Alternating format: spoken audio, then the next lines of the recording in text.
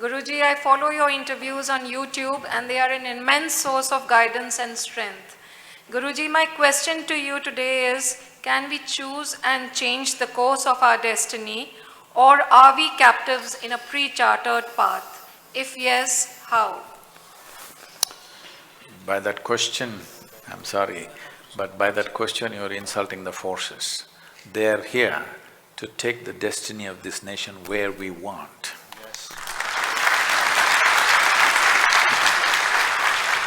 They are not there to sit there and think fate will take us where it takes us. No, to take the course of this nation where we want. That is why the forces, that is why many other forces inside the country also, not just the security forces, various other forces of business and enterprise and everything is towards taking our destiny into our hands. When you do not take your destiny into your hands, you think it's your fate. Yes, it is. We must understand this. This is one culture. This is the one and only culture in the entire world which has taught you for a long time that your life is your karma. What this means is, your life is your making. But unfortunately, somebody turned such a dynamic way of living into a fatalistic existence. Your karma, from somewhere it's coming. No. Karma means action, your action. Karma means, when you say, my life is my karma, it means I am the maker of my life. This is the only culture. I want you to understand this is a godless culture.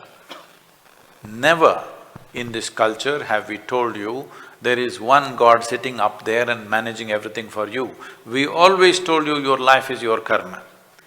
We have 33 million gods and goddesses, but we know the technology of God-making. For different aspects of life, to open different windows into existence, we created different deities. In every village, they created their own deity. You have heard, there are any number of examples, I am a living example, but unless it comes from the West, it is not true, If not from United States, at least it must come half the way from Greenwich Mean Time, otherwise it cannot be true. You heard of Ramanujam for sure.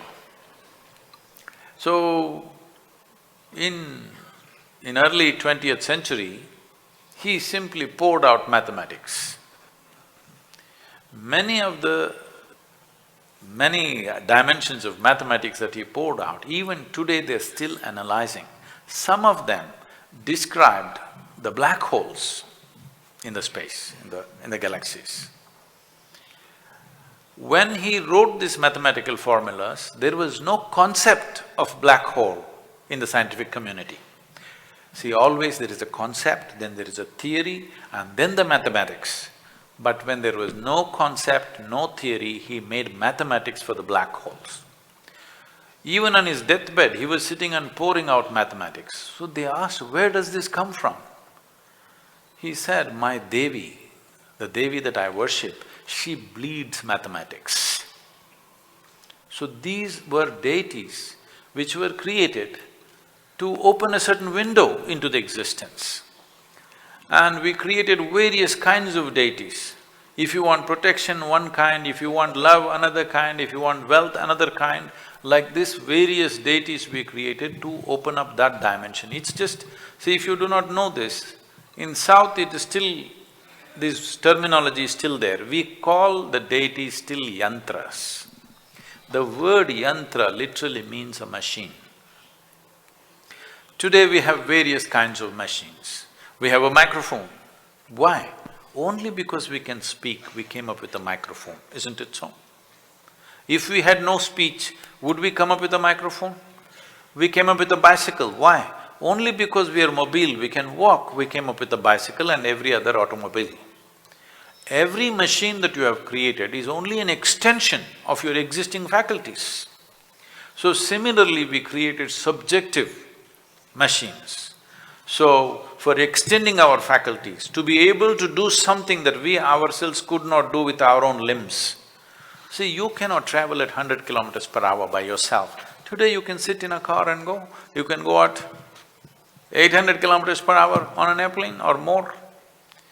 So these are machines created by us, but they do things that we could not do ourselves. So similarly, we created subjective machines which we called as yantras or deities or murtis, which could do what we could not do. We have always… this is the only culture which has been conscious, God is our making. Everywhere else, this awareness has not been there, but unfortunately, we've gotten into this mode of fatalistic way of looking at our karma.